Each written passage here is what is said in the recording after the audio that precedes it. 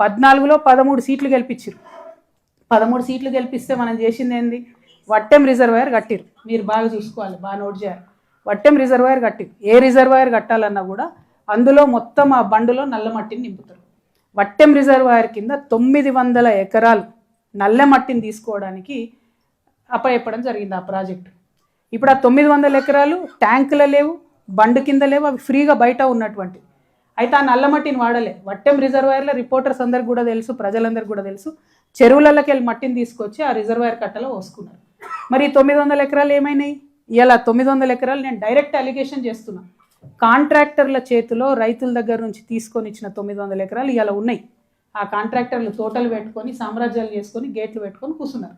నేను డిమాండ్ చేస్తున్నా కాంగ్రెస్ ప్రభుత్వాన్ని, మీరు బీఆర్ఎస్లో బాగా అన్యాయం జరిగింది, అవినీతి జరిగింది అంటారు కదా, మీకు దమ్ముంటే, ముఖ్యమంత్రి గారికి దమ్ముంటే ఆయన ఈ 900 ఎకరాలు రైతులకు తిరిగి ఇచ్చేయాలి.